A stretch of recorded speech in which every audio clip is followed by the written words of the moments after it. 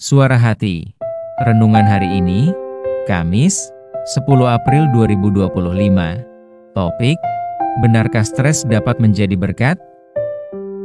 Jangan lupa saudaraku, untuk membagikan renungan ini kepada orang lain, agar mereka juga mendapatkan kekuatan rohani di dalam Tuhan. Kiranya saudara diberkati oleh Tuhan kita.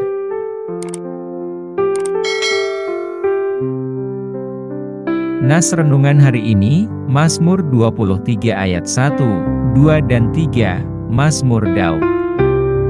Tuhan adalah gembalaku, takkan kekurangan aku. Ia membaringkan aku di padang yang berumput hijau, Ia membimbing aku ke air yang tenang, Ia menyegarkan jiwaku. Ia menuntun aku di jalan yang benar oleh karena namanya. Saudaraku, apakah ada di antara kita yang pernah mengalami hidup stres?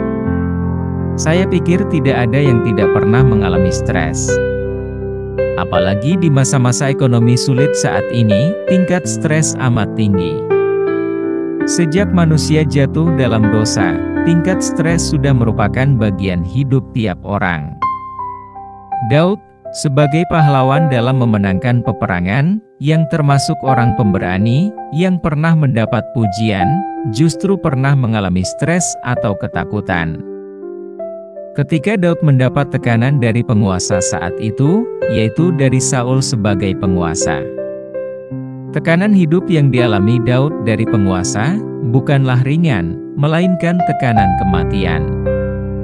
Siapa yang tidak takut dengan kematian yang dibunuh? Mendengar ancaman pembunuhan terhadap seseorang saja, kita sudah merasakan ada kengerian. Pada renungan kita hari ini, mari kita perlu belajar untuk mengatasi stres atau tekanan. Biasanya dengan banyaknya beban atau tantangan, atau tuntutan hidup masa kini, seringkali tingkat stres membuat kita menjadi tertekan. Dalam Alkitab, Daud adalah salah satu tokoh yang menjalani kehidupan tak mudah, sekalipun dirinya sebagai panglima perang. Bisa dikata hidupnya penuh dengan tekanan, yang mungkin saja membuat ia merasa stres. Tetapi dari kisah Daud dalam Alkitab itu, kita akan dapat belajar bagaimana cara mengelola stres dalam menjalani kehidupan di tengah-tengah tekanan dewasa ini. Inilah yang akan kita temukan dari bacaan firman Tuhan hari ini, yang merupakan isi dari Mazmur Daud. Yang pertama, sekalipun Daud penat dengan tekanan hidup, tetapi ia percaya bahwa ia tidak merasa sendirian. Tuhan adalah segalanya dalam kehidupannya.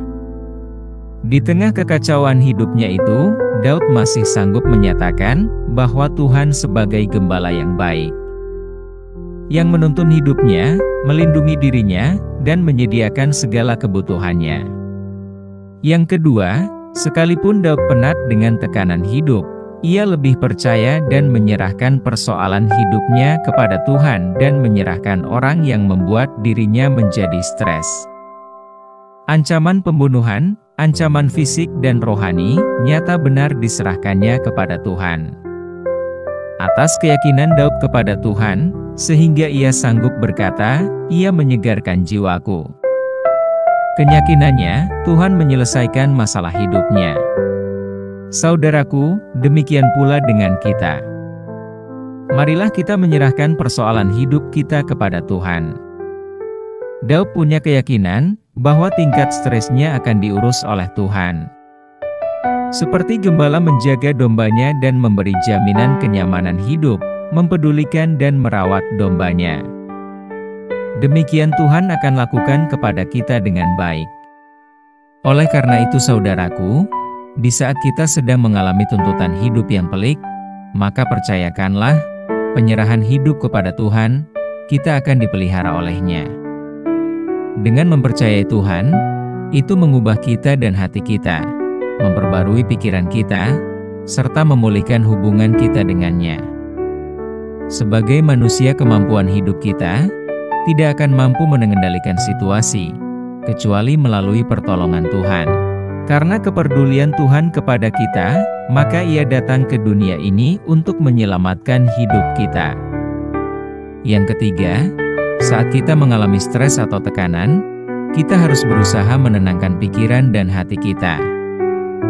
Tak ubahnya seseorang sedang beristirahat di waktu lelah. Daud menggambarkan dirinya seperti domba yang dibaringkan di padang berumput hijau. Tuhan mau agar kita beristirahat. Beristirahat maksudnya, berdiam diri mendekatkan pada Tuhan. Sebab di dalam kita beristirahat, pasti tubuh kita akan mendapatkan kesegaran.